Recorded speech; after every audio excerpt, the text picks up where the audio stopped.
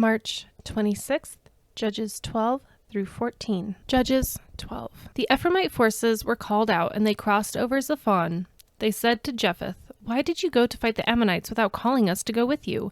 We're going to burn down your house over your head." Jephthah answered, "I and my people were engaged in a great struggle with the Ammonites, and although I called you, you didn't save me out of their hands. When I saw that you wouldn't help, I took my life in my hands and crossed over to fight the Ammonites, and the Lord gave me the victory over them. Now, why have you come up today to fight me?" Jephthah then called together the men of Gilead and fought against Ephraim. The Gileadites struck them down because the Ephraimites had said, "You Gileadites are renegades from Ephraim and Manasseh." The Gileadites captured the fords of the Jordan leading to Ephraim, and whenever a survivor of Ephraim said, "Let me cross over," the men of Gilead asked him, "Are you an Ephraimite?" If he replied no, then they said, "All right, say Shibboleth." If he said Shibboleth because he could not pronounce the word correctly, they seized him and killed him at the fords of the Jordan. 42,000 Ephraimites were killed at that time. Jephthah led Israel 6 years. Then Jephthah the Gileadite died and was buried in the town of Gilead. After him, Ibzan of Bethlehem led Israel. He had 30 sons and 30 daughters. He gave his daughters away in marriage to those outside his clan, and for his sons he brought in 30 young women as wives from outside his clan. Ibzan led Israel 7 years. Then Ibzan died and was buried in Bethlehem.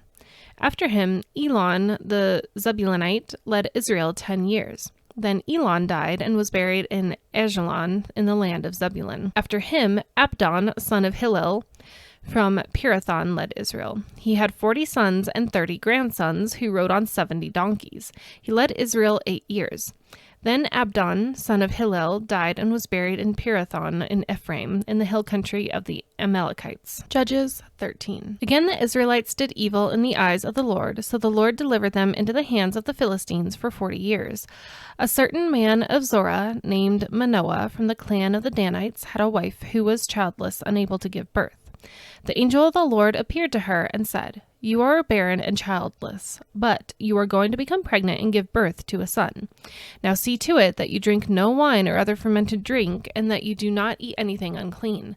You will become pregnant and have a son whose head is never to be touched by a razor, because the boy is to be a Nazirite, dedicated to God from the womb. He will take the lead in delivering Israel from the hands of the Philistines." Then the woman went to her husband and told him, "A man of God came to me. He looked like an angel of God, very awesome. I didn't ask him where he came from, and he didn't tell me his name, but he said to me, 'You will become pregnant and have a son. Now then, drink no wine or other fermented drink, and do not eat anything unclean, because the boy will be a Nazirite of God from the womb until the day of his death.' Then Manoah prayed to the Lord, 'Pardon your servant, Lord. I beg you to let the man of God you sent to us come again to teach us how to bring up the boy who's to be born.' God heard Manoah. The angel of God came again to the woman while she was out in the field, but her husband Manoah was not with her. The woman hurried to tell her husband, 'He's here, the man who appeared to me the other day.'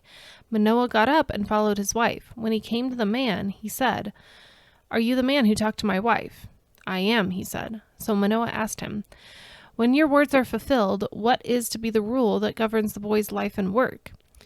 The angel of the Lord answered, 'Your wife must do all that I have told her. She must not eat anything that comes from the grapevine, nor drink any wine or other fermented drink, nor eat anything unclean. She must do everything I have commanded her.' Manoah said to the angel of the Lord, 'We would like you to stay until we prepare a young goat for you.' The angel of the Lord replied, 'Even though you detain me, I will not eat any of your food. But if you prepare a burnt offering, offer it to the Lord.' Manoah did not realize that it was the angel of the Lord. Then Manoah inquired of the angel of the Lord, 'What is your name, so that we may honor you when your words come true?' He replied, 'Why do you ask my name? It is beyond understanding.' Then Manoah took a young goat together with the grain offering and sacrificed it on a rock to the Lord. And the Lord did an amazing thing while Manoah and his wife watched. As the flame blazed up from the altar toward the heaven, the angel of the Lord ascended in the flame. Seeing this, Manoah and his wife fell with their faces to the ground. When the angel of the Lord did not show himself again to Manoah and his wife, Manoah realized that it was the angel of the Lord. 'We are doomed to die,' he said to his wife. 'We have seen God.' But his wife answered, 'If the Lord had meant to kill us, he would not have accepted a burnt offering and grain offering from our hands, nor shown us all these things, or now told us this.' The woman gave birth to a boy and named him Samson. He grew, and the Lord blessed him, and the Spirit of the Lord began to stir him while he was in Mahanadan between Zorah and Eshtal. Judges 14. Samson went down to Timnah and saw there a young Philistine woman. When he returned, he said to his father and mother, "I have seen a Philistine woman in Timnah. Now get her for me as my wife." His father and mother replied, "Isn't there an acceptable woman among your relatives or among all our people? Must you go to the uncircumcised Philistines to get a wife?" But Samson said to his father, "Get her for me. She's the right one for me." His parents did not know that this was from the Lord, who was seeking an occasion to confront the Philistines, for at that time they were ruling over Israel. Samson went down to Timnah together with his father and mother. As they approached the vineyards of Timnah, suddenly a young lion came roaring toward him. The Spirit of the Lord came powerfully upon him, so that he tore the lion apart with his bare hands, as he might have torn a young goat. But he told neither his father nor his mother what he had done. Then he went down and talked to the woman, and he liked her. Some time later, when he went back to marry her, he turned aside to look at the lion's carcass, and in it he saw a swarm of bees and some honey. He scooped out the honey with his hands and ate as he went along. When he rejoined his parents, he gave them some, and they too ate it. But he did not tell them that he had taken the honey from the lion's carcass.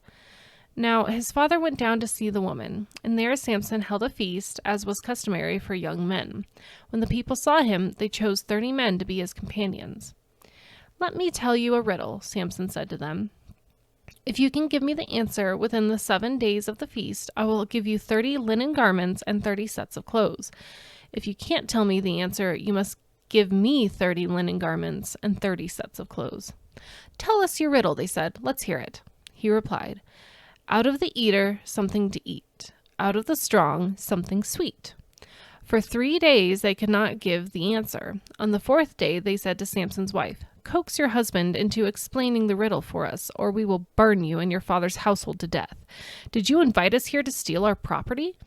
Then Samson's wife threw herself on him, sobbing, "You hate me. You don't really love me. You've given my people a riddle, but you haven't told me the answer." "I haven't even explained it to my father or mother," he replied, "so why should I explain it to you?" She cried the whole 7 days of the feast. So on the 7th day he finally told her, because she continued to press him. She in turn explained the riddle to her people. Before sunset on the 7th day, the men of the town said to him, "What is sweeter than honey? What is stronger than a lion?" Samson said to them, "If you had not plowed with my heifer, you would not have solved my riddle." Then the Spirit of the Lord came powerfully upon him. He went down to Ashkelon, struck down 30 of their men, stripped them of everything, and gave their clothes to those who explained the riddle. Burning with anger, he returned to his father's home, and Samson's wife was given to one of his companions who had attended him at the feast.